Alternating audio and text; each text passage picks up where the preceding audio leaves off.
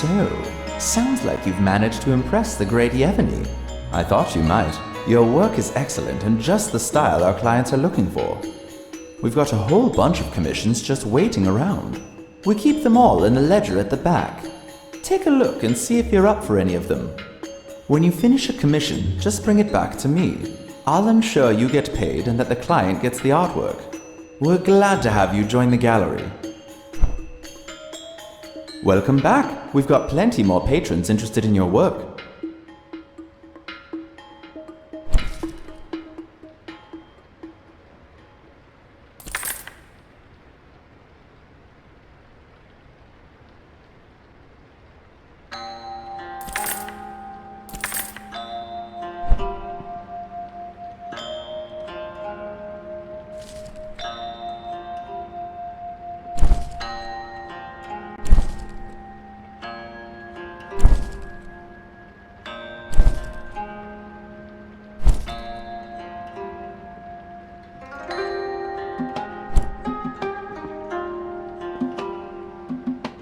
Welcome back. We've got plenty more patrons interested in your work.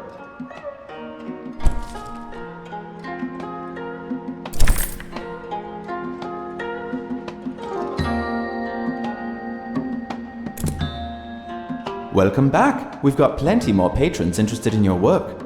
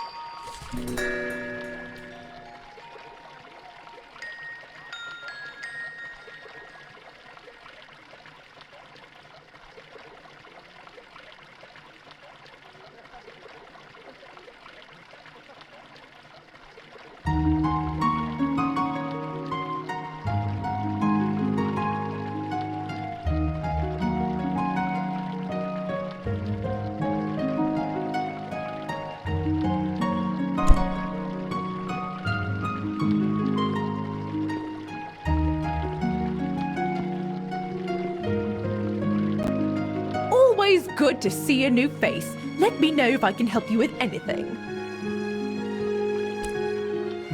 I love it here. There's really no part of town I'd be worried to let my two daughters play unsupervised. I moved here right out of college when my longtime resident aunt wrote to me about a job opening in the library.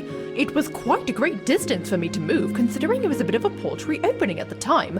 But 20 years later, as head librarian, I can't say I have any regrets.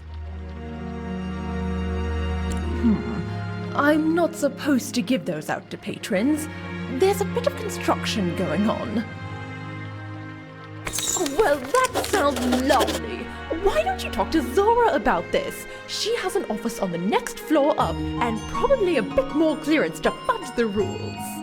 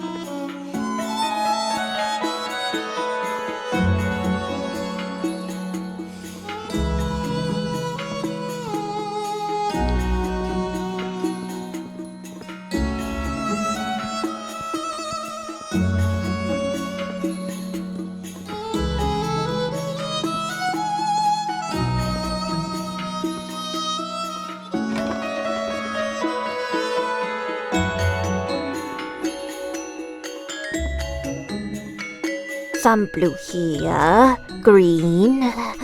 No, yellow.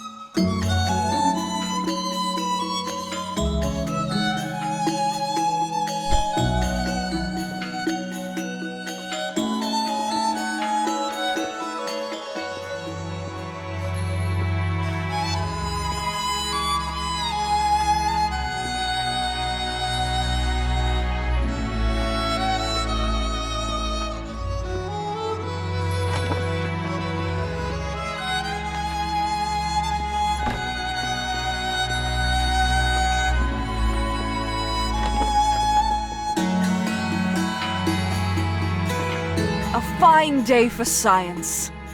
Did you by chance pick me up one of those elixirs from the market? Wonderful. Now I can run some tests. Why don't you come back in about an hour, and I'll fill you in on my findings. I know it's a spectacular view. Beyond that, though, is there any reason specifically you need to be up there? I see. Well, I'll tell you what. Help me with discovering the truth about Melek's elixir, and I'll get you a pass. They're a group that highly appreciates the consumption of dream teas. The teas are made with herbs that stimulate dreams. It's quite interesting how the chemicals work on the brain.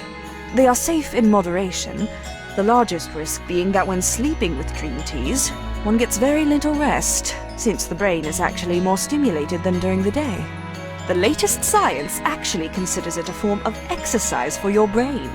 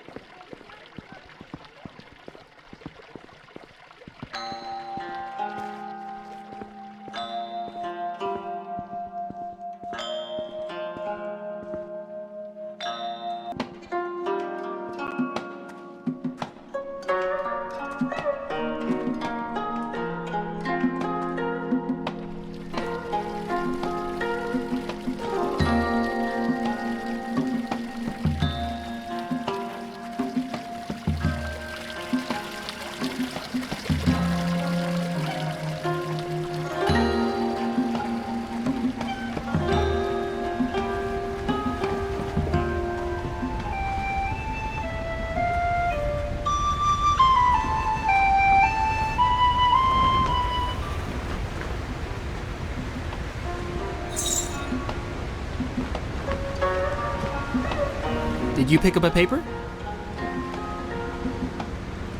Would you like to donate a glowstone to the Shadian Post so we can keep the paper free, without ads and unmotivated by pop news and tabloid journalism?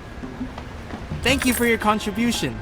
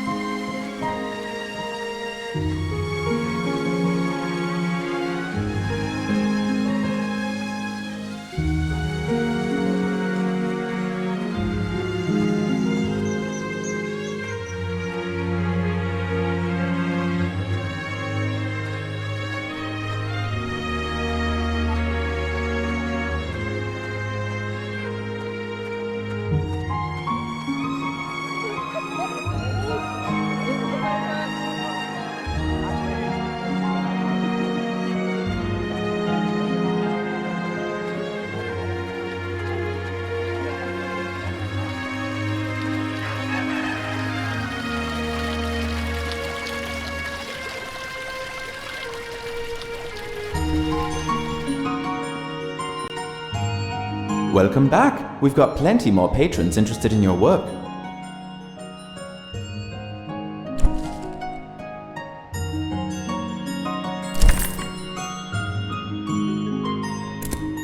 Welcome back! We've got plenty more patrons interested in your work.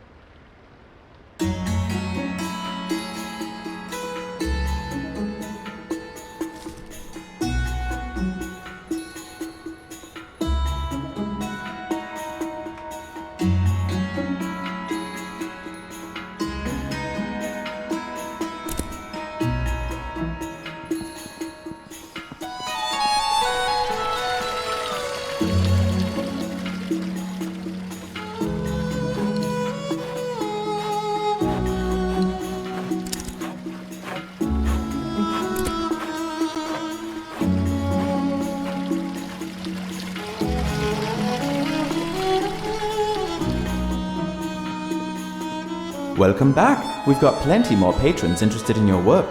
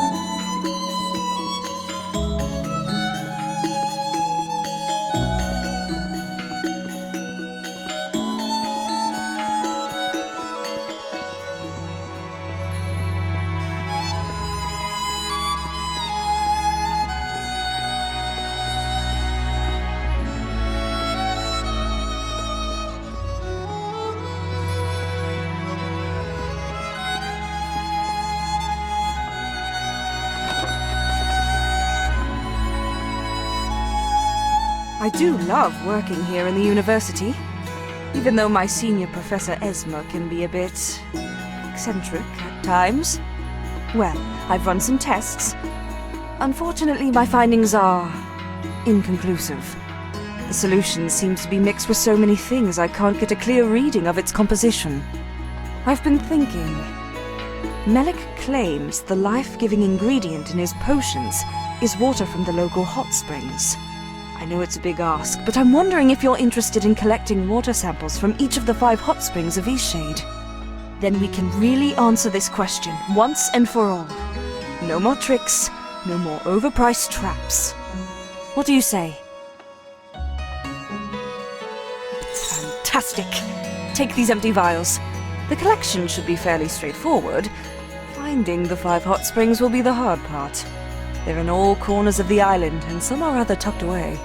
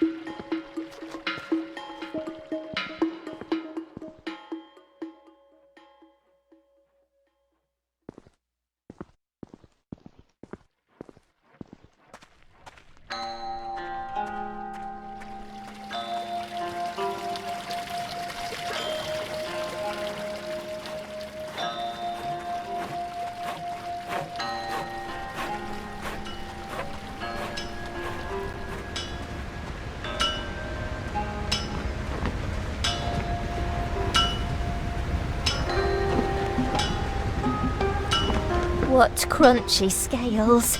Scrumptious raw fish. I can't wait until dinner time.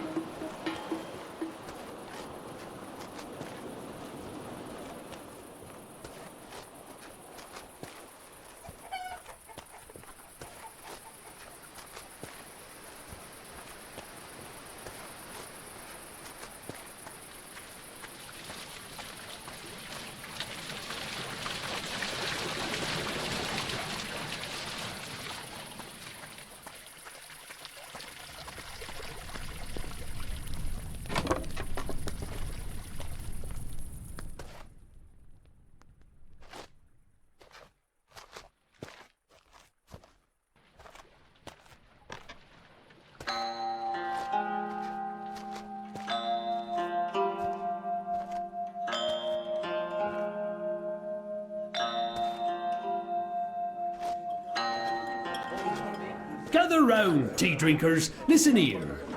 You ever hear of the story of the Pauper and the elk? Nary a traveller should pass through the borders of Eastshade without hearing the tale. Well, there was this boy, you see, a young Pauper, who wandered Eastshade to and fro. Every day he settled himself on the cobblestone streets of Nava, the Portalindo, or anywhere he thought passerby might take pity and toss a few glowstones his way. Most folks, they caught a glimpse of his tattered rags and unkempt appearance and looked the other way. Lucky he was, surviving all those nights he did as a youngster. Many days he made do with crumbs and fish scraps scrounged from the city. When he was fortunate enough to find such shreds before sunset, he'd hike along the shore to bathe in the hot springs. Other times he travelled no further than the forest river, thankful for a clean drink and somewhere to watch the colours of the sunset dance upon the water. Now, to say this Pauper felt disparaged by his lack of glowstones would be a misleading claim indeed. He may have been alone by society standards. Folks certainly did turn up their snouts at him, but he could oft be found humming to himself, his inner life filled with imagination and more than a speck of joy. Most folk would be saddened by the lack of bread and tea, or the absence of thick quilts to warm the bones on a cold night, and yet this boy had to live through it each day. Hard to say whether it was the energy he put out into the world or the sound of his voice when the boy hummed. Whichever it was, one night an elk came to drink at the river's edge, unperturbed by the Pauper's presence. Now, when the boy spotted the elk, he could scarcely believe his eyes. Great shade! You ever experience anything like it? An elk coming to you in the quietest hours of sunset? Well, this elk, it was most unusual in more ways than one. Above its sleek body, white horns rose up and swirled together in the most magnificent way. When the elk spotted the boy, it stared at him a long moment, then bounded back into the forest, for it was a shy creature, as most of them are. I'm willing to bet few other folks even know they exist in these woods. In fact, the Pauper was the only folk to which the elk revealed itself. Imagine that! A penniless boy sighting this sacred animal ahead of all other folks, including those of highest stature. Though the elk found the Pauper strange, walking on two legs and all, every eve the boy went to the river, the elk showed itself for longer and longer periods at a time. One night, the elk was standing tall in the river, same place the boy usually stood, and the boy, with great uncertainty, slowly, very slowly, eased himself down in the water toward the elk.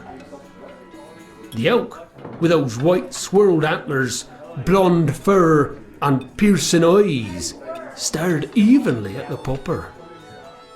The boy fully expected the elk to dart away as he drew near, but even when the boy extended his hand and stroked its cheek, the elk stood stiller than the great shade. Wasn't long after that, Pauper and elk became friends of sorts. It was as if the elk understood the boy's situation in the world and took pity on him. 'Twasn't long before the elk showed him the secrets of the forest, bounding ahead and communicating in some unspoken language, showing the boy which berries to forage and which would make him sick. Those rare times the boy fell ill, the elk even showed him which herbs to soothe the pain. Many a secret lies here in the forests, you see. Only some creatures and folk know how to commune with nature. I'm not saying I'm one of them. I just tell the stories of these folks. For a time, the boy abandoned his ventures into the city, preferring instead to wander round with the elk, experimenting with combining them herbs. Eventually, there came a day when the boy, now near a man, returned to town, selling his potions and salves to the people in clothes he made of the forest plants. Same folk who pretended not to see him in years before now lined up to buy these salves from him. Imagine that! What would you do in the same situation? Those folks giving you glowstones for things you made when not long ago they wouldn't even look you in the eye. Anyway, 'twasn't long before this man was one of the most respected citizens in Eastshade. Folks on faraway islands placed orders, and his wares were shipped far and wide, setting sail from the very docks where he'd eaten fish scraps as in years past. The Pauper, medicine man, lived a long, prosperous life, till just a few decades back. Shame you can't meet him now. In fact, he could have had any tombstone he wanted. Granite, diamonds, gold leaf. But he requested one of the most simple around. Just a small pattern of stars, same as the ones Nava astronomers say mysteriously appeared in the night sky a few decades back. Some have even said those stars only came into view just shortly after he opened up his shop. Coincidence? Perhaps. But I think not. If you look closely at the night sky, you can find that bunch of stars shining more brightly still than any others. Most folks speculate on the shape of them stars. Many claim they take the shape of some sort of stag, with antlers that differ far from another stag they've ever seen. Course, for me and my kinsman, we know the truth about them stars, and of the guardian elk that looks after the most overlooked among us, all the while keeping an eye on the forest and the balance of nature all around us.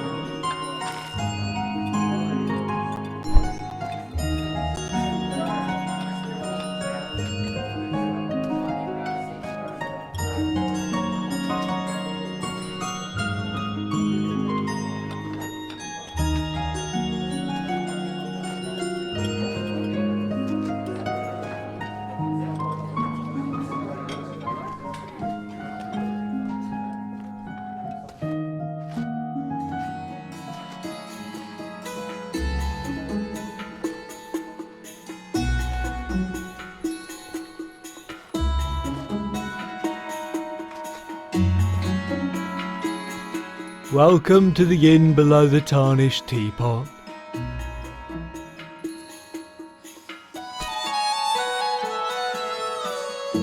It's kind of like a club.